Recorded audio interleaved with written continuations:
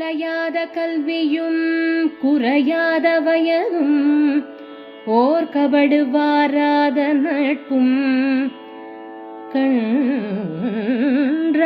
வளமையும் குன்றாத இளமையும் கழுப்பிணியில்லாத உடலும் சலியாத மனமும் அன்பகலாத மனைவியும் தவறாத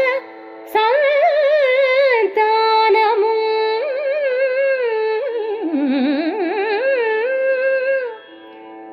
தாழாத கீர்த்தியும் மாறாத வார்த்தையும் தடைகள் வாராத கொடையும் தொலையாத நிதியமும் கோணாத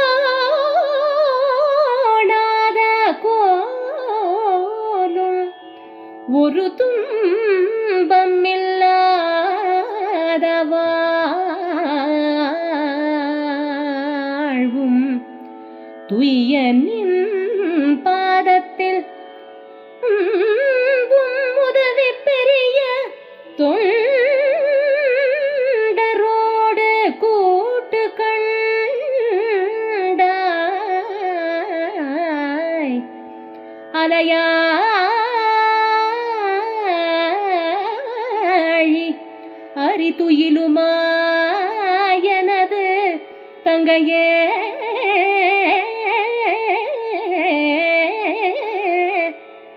ஆதி கடவுரின் வாழ்வே அமுதீசர்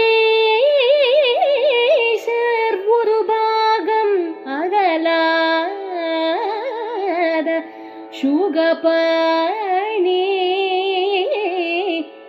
அருள்வாமி அபிரா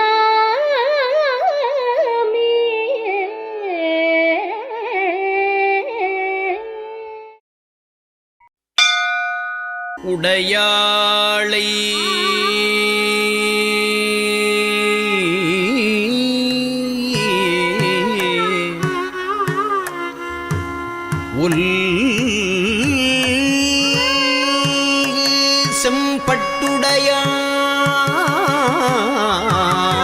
செம்பட்டுடையாளை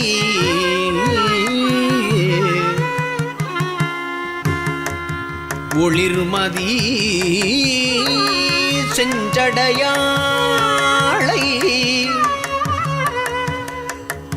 வஞ்சகர் நெஞ்சடையாளை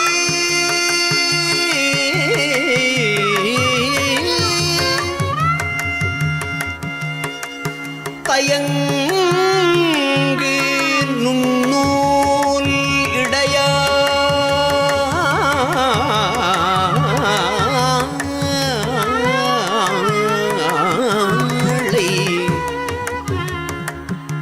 எங்கள் பெம்மான் இடையாளை இங்கு என்னை படையாளை உங்களையும் படையா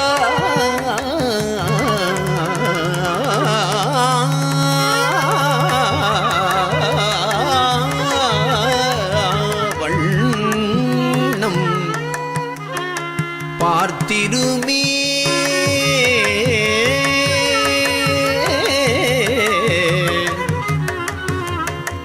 தயங்கு நுண்ணூல் இடையாளை எங்கள்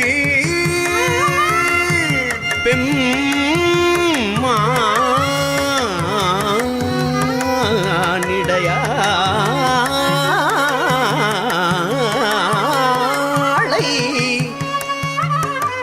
இங்கு என்னை இனிப்படையாளை உங்களையும் படையாவண்ணம் பார்த்திருமே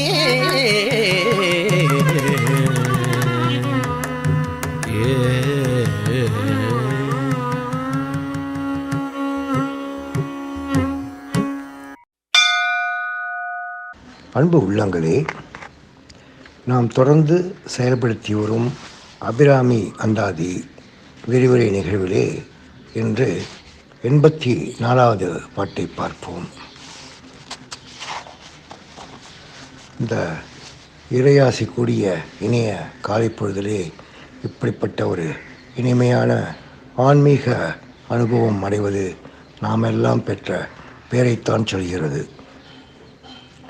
உடையவரே என்று முடிந்த அந்த பாடல், அதன் தொடக்கம், அடுத்த பாடலின் தொடக்கம், உடையாளை ஒல்கு செம்பட்டுடையாளை ஒளிர்மதி செஞ்சடையாளை வஞ்சகர் நெஞ்சு அடையாளை தயங்கும் நுண்ணூல் இடையாளை எங்கள் பெம்மான் இடையாளை இங்கு என்னை இனி படையாளை உங்களையும் படையா வண்ணம் பார்த்திருமே என அழகாக உடையாளை, சடையாளை, இடையாளை, படையாளை என்று சந்தமாக தொகுத்து கொடுக்கிறார் நமக்கு அபிராமி பட்டர் தமது பக்தி மிகுதியினால்.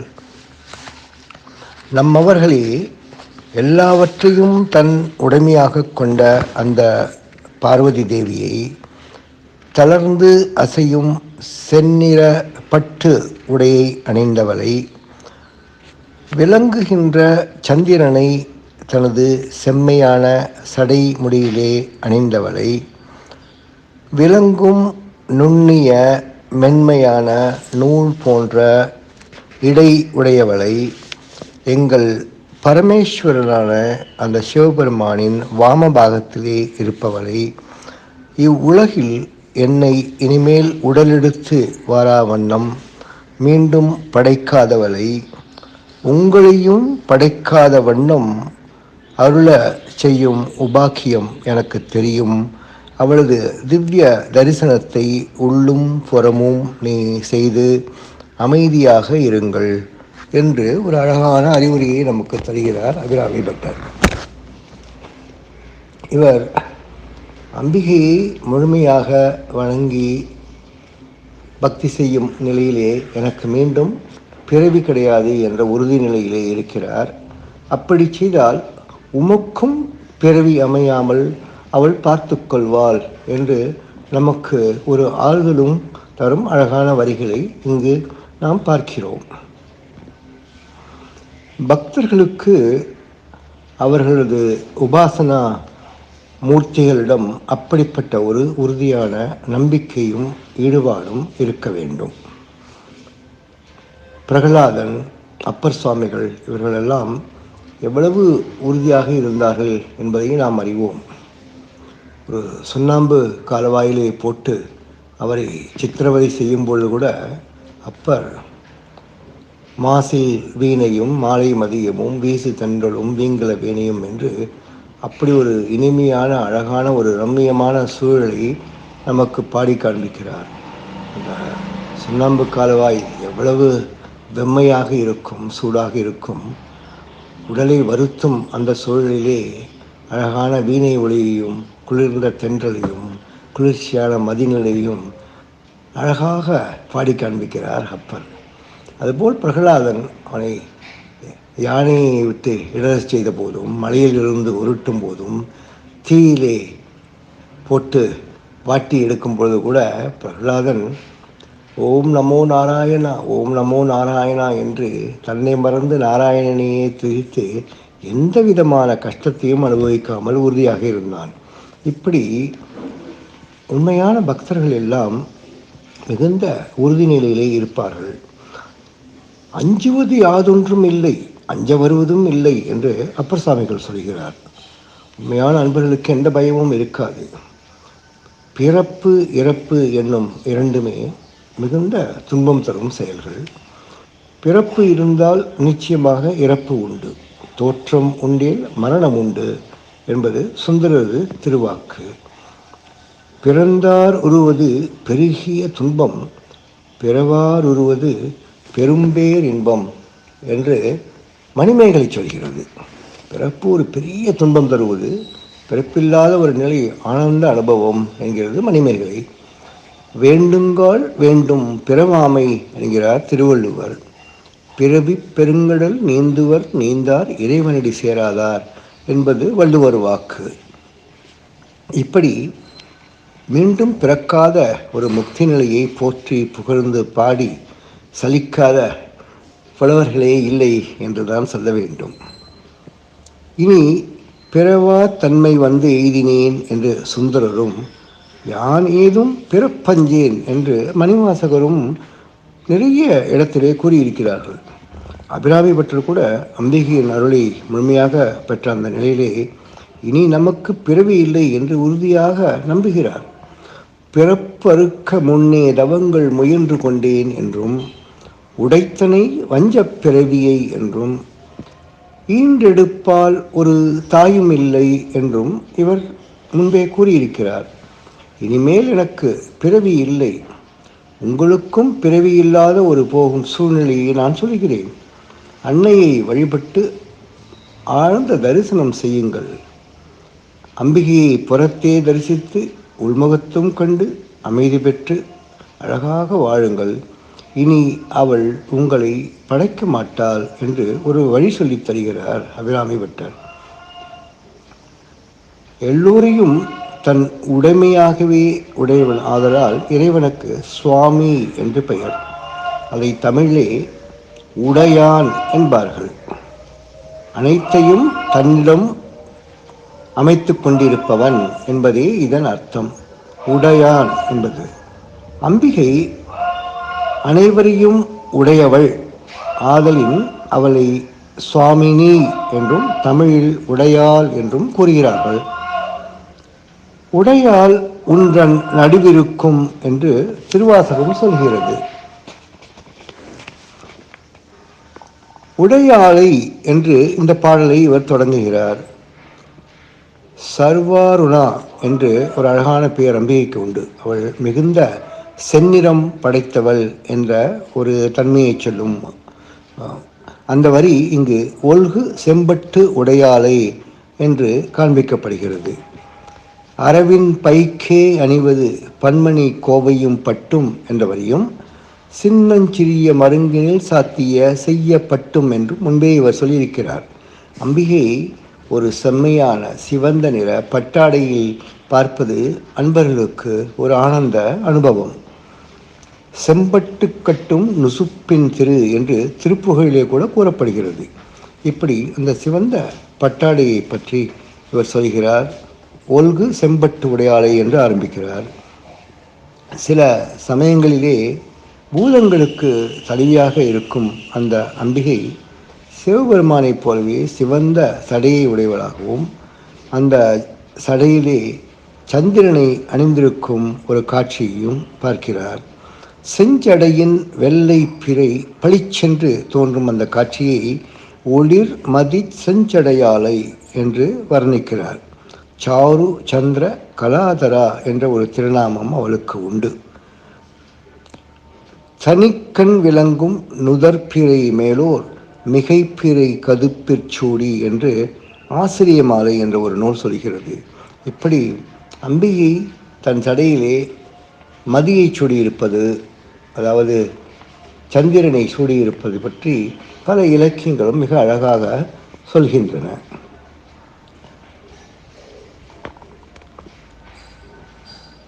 பனி மாமதியின் குழவி திருமுடி கோமல யாமலை கொம்பு என்று இவரை சொல்லியிருக்கிறார் முன்பு ஒரு பாட்டிலே. அம்பிகை மதி புனைந்த சடாபாரம் உடையவள் என்பதை சடையும் பிறையும் தாழ்ந்த சென்னி குவளையும் கண் பவளவான் முகத்தி என்று சிலப்பதிகாரம் பாடுகிறது. தருண வானிலா வீசு சடில மோலி மகாகாளி என்று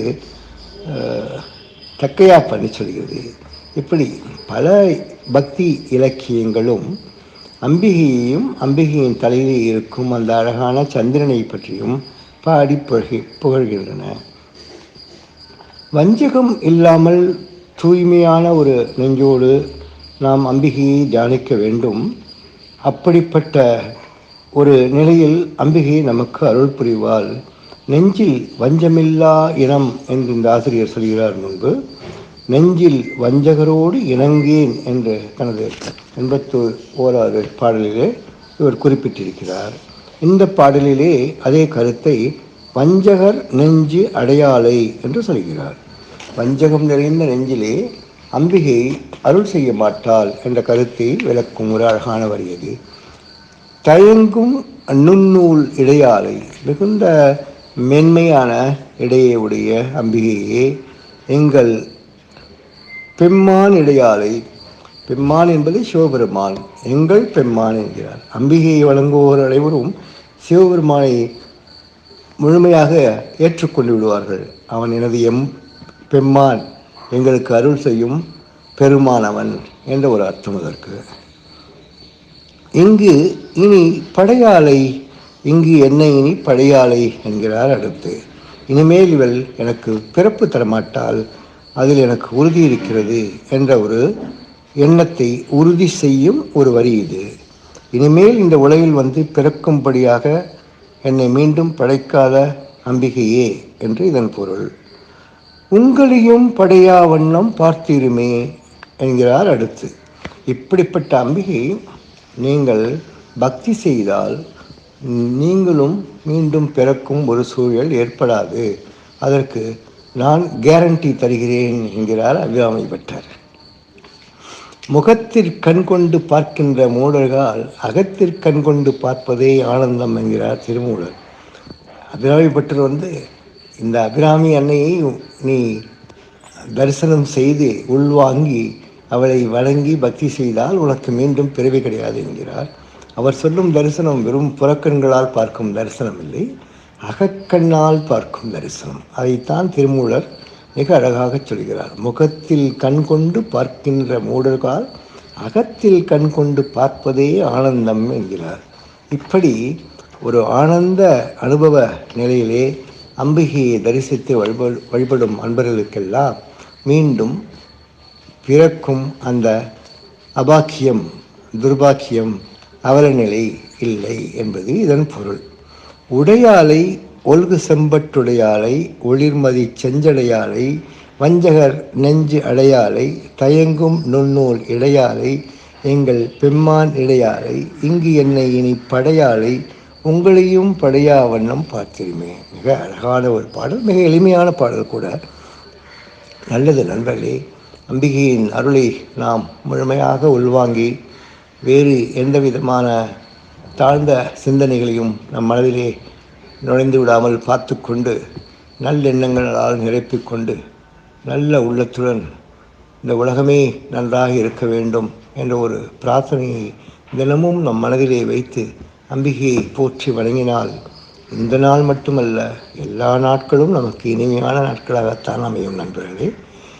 நாளைய பொழுது மிக இனிமையான பொழுதாக விடியும் என்பதில் எந்த சந்தேகமும் இல்லை. திருமயிலை கற்பகம் கபாலியின் தாழ்படியும் நமக்கு எந்த குறையும் வராது. மீண்டும் நாளை சந்திப்போம். வாழ்க வளமுடன் நண்பர்களே. உங்கள் அன்பு நண்பன் கற்பகதாசன்.